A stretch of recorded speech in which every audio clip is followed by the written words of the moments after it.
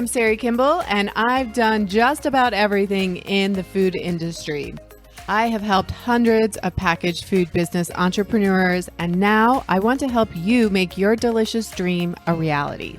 Whether you want to be successful at farmers markets, online, or wholesale onto store shelves, food business success is your secret ingredient. I will show you how to avoid an expensive hobby and instead run a profitable food business. Now let's jump in. Hey there, welcome back to the podcast.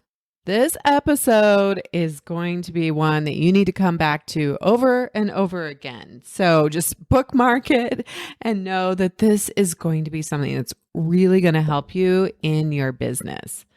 And I want to give you that last reminder that today is the last day to sign up to become a member of Food Business Success to solve the problem of your time, to master your calendar in our boot camp that is starting next week. And if you are like most of the people I work with, you have a time problem.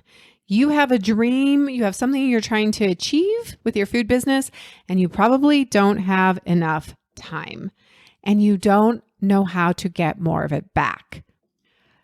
I want to remind you that today is the last day you can sign up as a member inside Food Business Success to get full access to the Master Your Time Bootcamp, to create more time so that you can actually get the work done to achieve your goal, to launch that food business dream, or to grow it to the next level. We all have 24 hours in a day. We all have a certain amount of minutes, a certain amount of seconds in our day. Are you making the most of it? This bootcamp is going to help you create more time to be more productive, to show up as the CEO of your business, and finally make this happen. All you have to do is join Food Business Success as a regular member, and this is the bonus, the summer bonus inside the program. And there's a 3-month money-back guarantee, so you have zero risk. What if this really does solve your problem, that you actually can create that small amount of time that is necessary in your weeks to be able to move your business forward? Plus, you get all the perks of membership, and you get to start working with me one-on-one in our group membership calls. So all you have to do is go to foodbizsuccess.com, click on I have an idea, and then fill out the application, and you can be on our calls live for our boot camp, 4 calls, as well as all of the other perks inside Food Business Success. If you've been waiting, if you've been on the fence, today is your last day. And if you're listening to this after June 14th, it's not a problem. You can still join. You're just going to get access to those recordings. But this is the key to, I can give you all the hows. I can give you exactly what to do. But if we don't create more time in your calendar first, it's never going to happen. So I'm trying to solve the problem before the problem. And that is what we do inside Food Business Success. I would love for you to join me. Listen, problems are forever. If you are alive, you have problems, right? This should not be news to us. And yet, so many of us are fighting against the reality of problems, that they exist. We think that there should not be problems in our life. And I like to say, your number one problem, your only problem really, is that you think there should not be problems. You think your life should just go about swimmingly. You think when you start a business, it should just be a straight line trajectory going upwards and everything is amazing and smooth. But that's just not how life works. And frankly, we really wouldn't want life to be that way. Imagine you just started your business and it all just like, one thing after another, like there were zero problems. You start the business, you find the kitchen easy, you get everything ready, you go to a farmer's market, you make a ton of sales. you just keep moving along, you get into stores, whatever that goal is for you, and there's zero problems. It might sound nice on the outside. You're like, yeah, I'll take that. That sounds amazing. But here's the thing is that you're not going to grow as a person, and you're actually not going to find a lot of reward and happiness from that kind of situation. It's going to be too easy. You're going to be like, whatever. Like, it's not fulfilling. There needs to be a little bit of challenge, a little bit of grit, a little bit of overcoming obstacles and showing yourself that you can get through anything, that you can solve any problem. And, that episode about happiness is really about making progress, right? And when we have an end result, that big goal, it's really about making progress towards that goal. And a lot of that progress is about solving problems, big and small, right? How much do I charge? What do I name the product? What packaging should I put it in? Those are all just problems that need to be solved. And so I want to offer you this episode as giving you some tools to how to solve problems more effectively and just become a problem-solving machine.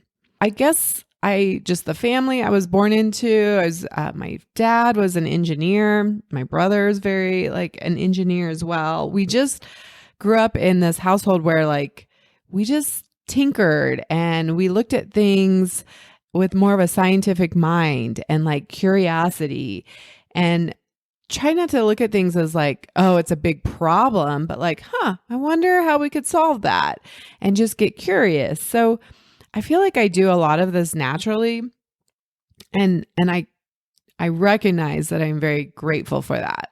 This is a skill that many of you don't have. It's not something you were raised with. It's not something that school necessarily teaches you very well, at least very explicitly. And as entrepreneurs, if we just recognize that there will always be 10 problems in our business, always, all the time, and all we have to do is just get better at solving problems. Just get down to business and get to solving problems quicker, and open our mind to looking for solutions, and then just start trying things, right? And I think, again, so much of your suffering comes from thinking that there should not be problems, that it should be easy. Let's question those shoulds. It should not be easy. In fact, why should it be easy? That's ridiculous. The most amazing entrepreneurs that you look up to, people who do great things in history, are because they solved amazing problems. And oftentimes, it is in the solving of the problem that new solutions come about, right? We think about all the amazing things in our world, all of these tangible things. They were created, they were invented to solve problems. The most amazing things in our world come about as a way of solving problems. And here's one of the problems with your problems is that many of you make problems personal. You think it's something happening to you, whether it's from another person, right? That person said this about me or didn't respond. Why is that co-packer not responding? Why is this employee doing this? We make it about us, and we make it mean something personal about us. And I will tell you that some of my biggest relief, because I'm very good at solving problems, 100%, I'm all in on that. But what I was not good at is that I would also make the problems mean something about me personally. And so I would get all up in my drama about that, right? And so I was creating a lot of drama before I actually got to solving the problem. And the more we can just drop the personal stuff and just not make any of this mean anything about you, that this is just life and there's outside circumstances that happen to us, And then we have thoughts about it. And this goes back to the model, the think, feel, act cycle. But when you have an outside circumstance, right? It doesn't matter what it is. It's something happening. Then we have a thought. And sometimes that thought is, the universe hates me. This person hates me. Why are they doing this to me? I cannot believe they're doing this. I cannot believe this is happening. What's wrong with me? Why can't I figure this out? I'm never going to be successful. So we make a simple problem. It's just a problem. It's just something that needs to be solved. And we make it mean all these terrible things about us. So the better we can get at just, yep, okay. And I'm not perfect at this, but I have gotten so much better. And it has given me so much more happiness and calmness and peace in my business. So let's say somebody emails you, your co-packer or your kitchen emails you about a delay or something's holding up your production. Instead of going to all the negative freak out thoughts about how all this is personally happening to you, what I try to do is step back and say, these are words on a screen, right? Somebody was typing words on a screen. And let's just look at the facts of it. Okay, we're not going to read into any interpretation of what we think it means about us. We're going to depersonalize it. And the more we can do this, the more we can take out that big drama explosion, the faster we just get to solving the problem. And then it's out of our life, right? We can move on to the next problem. So co-packer or kitchen says XYZ, it's going to slow down your production. Don't take it personal. Look at the facts and say, okay, what are the words on this paper? All right, this date, this is what's happening, right? We want to identify what the actual problem is. And when we can stay out of it personally and just look at it as a more neutral circumstance, this is something happening in the world. Here are the facts. Then our brain can actually get to work on solving the problem creatively. I didn't say that well. Be more creative, right? When our emotions are high, our logic and our thinking is going to be really low. It's just the way that our brain is wired. We have these two parts of our brains, right? Our primitive brain that when we go into freak out and we want to just tell everybody about how horrible this is and can you believe this, and we get all up in our own drama and we make it mean something about us, our problem solving skills get really, really low. So you just want to think about this as like, this is a skill. This is a tool. The most successful entrepreneurs are just very good at solving problems and they don't take it personally. And this is true because we know that the exact same thing can happen to one entrepreneur and another one, and they will respond completely differently. One will just decide, oh, okay, my co-packer is rescheduling my date. All right. Let's look and see how that affects other things, and let's make those phone calls, and we're not going to make it mean anything, and we're just going to move forward. Versus somebody else who completely falls apart and it's all these terrible things. Can you just see like visually the timeline? And if you just imagine, and this is probably the reality, like we are making thousands of decisions every day. You made a decision whether to listen to this podcast or not, right? And what if your success as a business, what if I just told you, you will have 10,000 problems to solve in your business this year to reach the goal that you want? That could be, I'm not getting enough sales, or my packaging has a mistake on it, or my ingredient costs went up, or right? It could be on and on and on. Okay, there's no problem here. I'm not going to make it a problem about me. Well, these are just the things that are happening. And if I just get faster and better at solving problems, I'm going to achieve my goal that much faster.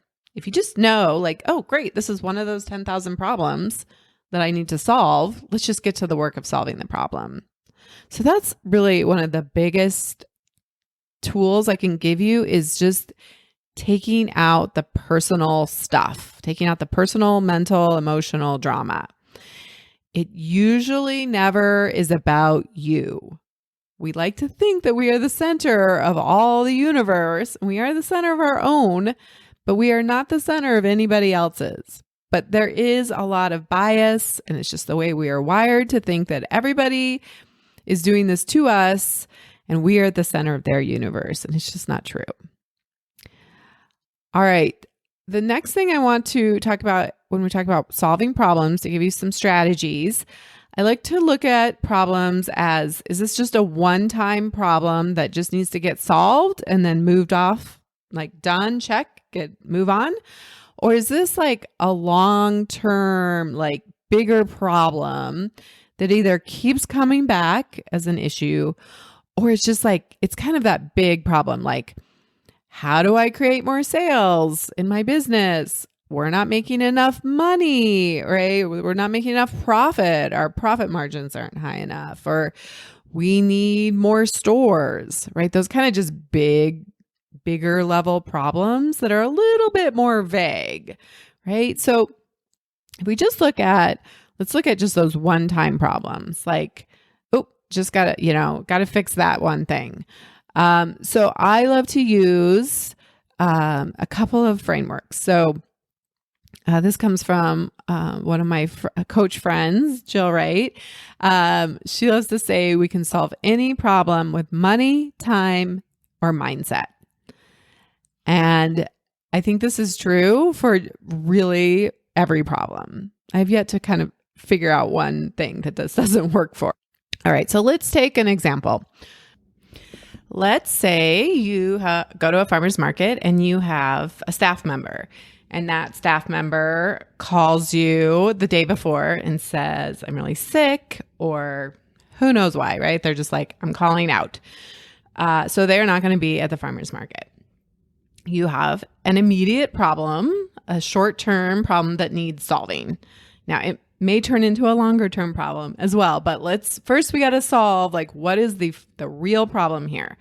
So using that framework, we can solve it through money, where we can reach out and we can find somebody else, and we might have to pay them more than we normally would, but we can use all of our networks and we can find somebody else to come and work that particular market, right? We can put money towards the problem. We can put our own time. So now we're going to go and work the farmer's market. Or you could decide it's just not a problem and we're just not going to go to the farmer's market this time, right? It's just not a problem. Okay, you can't come. I don't want to put my time in. I don't want to pay somebody else. And you might go through that and you might try the money thing and maybe that won't work. You can't find that person, but it could work if you found an available person. So sometimes we're forced to decide it's not a problem, but I like choosing it ahead of time. All right, let's try one more example. Let's say that you want to post more on social media. Everybody tells you need to be doing 5 posts a week. And so this is a problem because you are not posting. So we can solve this problem through money. We can hire somebody else to create our content for us, to post for us, to manage all of that. So we can solve this problem with money. We can solve this problem with time. We can devote more time, right? Our own personal time to posting more, to creating content. Or we can solve it with mindset. And specifically, we can decide that it's not a problem. So there's actually a lot of problems that you guys all think are problems that if you stood back and you were like, is this really a problem? What if I decided it wasn't a problem? So you could just say, everybody tells me I should post more on social media. I'm only posting once or I'm posting 0. And I'm just going to decide it's not a problem. I'm not going to put any money towards it. I'm not going to put any time towards it. I'm just not going to post. Or I'm going to post 1 time a week. Or whatever, you can just decide. Who says? This is kind of a personal example I've used with a client of mine. She was like, I just can't work until my office is clean. And I just feel like I'm just surrounded by clutter and I just can't get to work, right? I feel so, I don't know, just overwhelmed, right? When I look around. But she wasn't actually doing the work to clean the office, right? It's like, okay, well, if that's really true, if that's a real problem, then put some time on your calendar. It's probably only going to take you 30 minutes, right? This is some of the productivity pieces, right? Around procrastination. Is this really just procrastination because you don't want to do the harder stuff? Okay, well then let's solve the problem of the office and put 30 minutes on the calendar, add constraint, and then we're just going to get the office clean. So that's one way to do it. You could hire somebody to come clean your office, your house. You can put the time into it. Or, like I do, I just decide it's not a problem. I don't have to have a spotless, well manicured office for me to get a lot of work done. And I know that this is true because you guys can't see it when you see me on Zoom calls or on the YouTube channel, because I have a beautiful curated backdrop, right, of all these amazing products that I've worked with. But over to my right is kind of a disaster zone. And I do clean it up from time to time. Like on a weekend, I'll be like, hey, I'm going to set a timer and let's just go through all this paperwork or whatever. But I have samples and ingredients and boxes and I just don't have a ton of storage in my place. So there's just a pile. And I have a stack of papers that have piled up over the last couple months. And I probably will go through those. But I just can decide it's not a problem. It doesn't prevent me from getting to work and getting a ton done. So there's a lot of things that we are making problems that we can just decide they're not a problem. So I love that one. So especially with those one-time things, just say, what can I solve this with money, time, or just decide it's not a problem? Again, take the personal piece out of it and just get to work, solving it one of those 3 ways.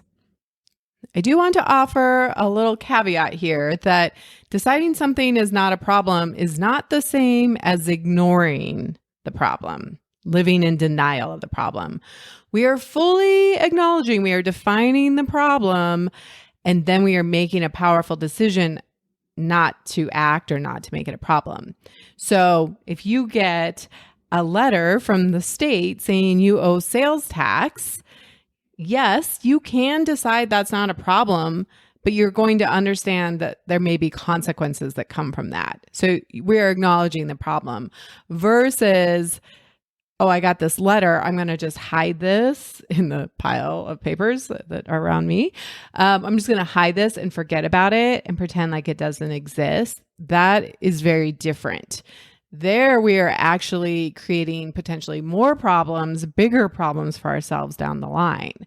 So we do want to make sure we are not just ignoring or living in denial, but we are actually facing the problem and then deciding how we want to solve it.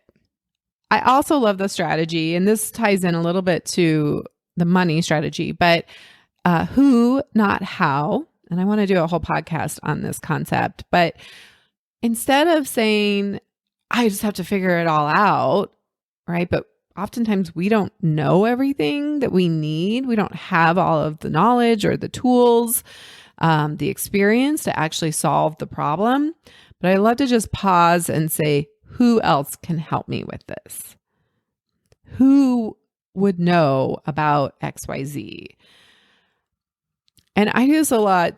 I've gotten to a point in my life where for my business, right, it makes zero sense for me to run errands on behalf of my clients. So because my time is worth so much more than what I can pay somebody to go and run errands for me. But sometimes I get into a little bit of a jam where like my go-to person can't do it.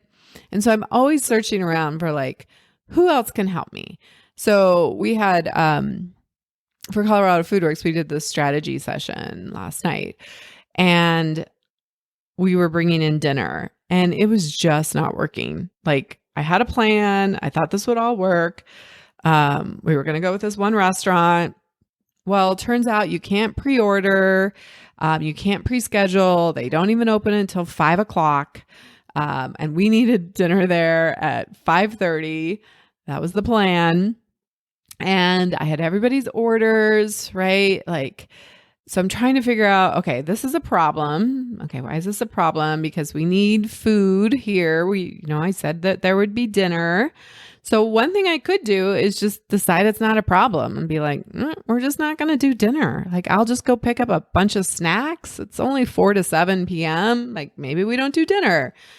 But I decided, no, I really wanted to do that. So I started looking at other options and I was like, but then I got to go get new orders and have them place their orders. And like, there's going to be new problems that come with this. And I was like, no, I really like my selection. I like this choice. So I just said, who else can help me? Right? I can't be in two places at once. I can't be at the meeting and picking up dinner. And so I reached out to the restaurant and I had a conversation with the manager and said, here's what I need. I need your help to be able to do this. And then I decided rather than relying on like Uber Eats to go and get the delivery, I reached out to one of the people I use to help me run errands. And I said, hey, can you go and pick this up and double check the order and make sure that the person with this allergy is cool and like that they did all of that at the restaurant and then bring it to us. And so I found myself kind of getting into like this is hard. This is way harder than it needs to be. And I just kept saying, who can help me? Who can help me? Who else can help me? And I could have reached out to somebody on my board, right? I was like reaching out to my VA, like, can you place this order? Just like, how can I minimize the amount of time on my schedule and the stress? And so it didn't go perfectly, I will tell you. And in the moment, a lot of times in the moment of things, we're forced to just decide that it's not a problem. So the meal, unfortunately, was not ready when the restaurant said it would be ready. There was terrible traffic.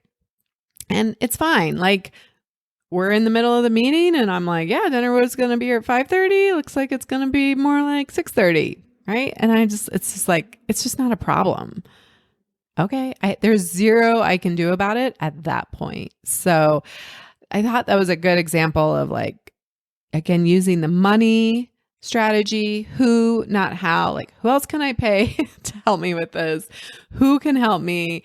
Let's call the restaurant, right? Let's be proactive. Like, let's get in front of this and try to make it work as well as possible. And then sometimes things still don't quite work out, right? You make a plan and then you throw away the plan. And then I just have to decide it's not a problem. All right. So now you have some strategies and some tools that can help you solve those immediate, got to solve these little problems, these day-to-day, week-to-week, just the normal living of life. And you can do this for your business and of course your personal life, right?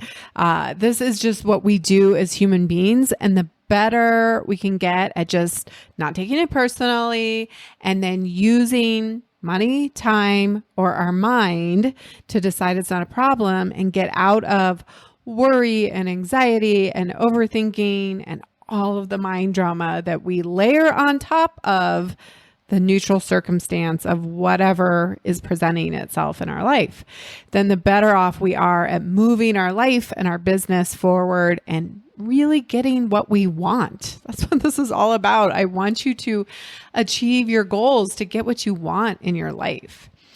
So this is going to sound a little meta, but I was recording this podcast and I was like, I have a problem. I have a problem in that I haven't quite formulated the full outline of the rest of this podcast. And I have a deadline, a self-imposed deadline of getting this podcast finished and recorded by Sunday, a week prior, because I am going to be on a vacation with my best friend in Sonoma. And so what I've decided in the moment, as I'm using my own tools here, is that I've decided I'm going to stop the podcast here for today, leave it here with just this one piece of problem solving. And so we're going to call this part 1. And then part 2, next week, I'm going to share with you more about strategies for dealing with those kind of longer term lingering problems, those big things. The how do we make this a profitable packaged food business, or how do I get out of this constant worry about my co-packer or supply chain or hiring, or those kind of, those much larger, bigger business problems. I'm going to put in quotes because honestly, they're not problems so much as they're just the work of being in business.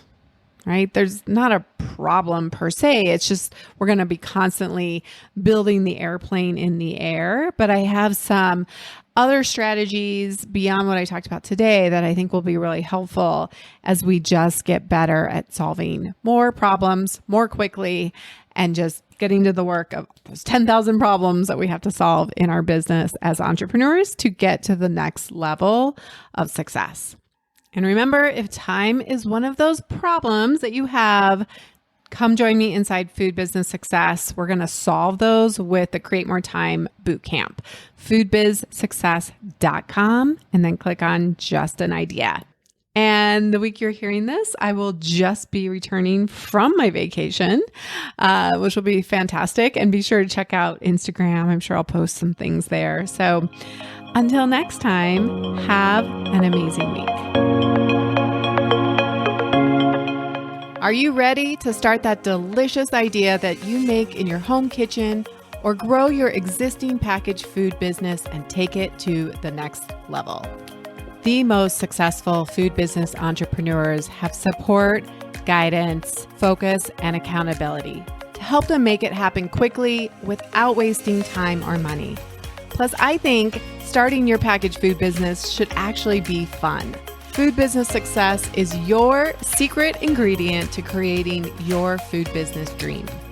Please don't go this alone. Check out the private free Food Business Success Facebook group to connect with other foodpreneurs, get your questions answered quickly, share your wins, and receive special training and tools I only share inside the private community. Just search for Food Business Success on Facebook or get the link in the show notes. Curious about how Food Business Success can help you? Head over to foodbizsuccess.com and fill out the application to see if you're a great fit for the program. Together, let's make your food business dream a reality.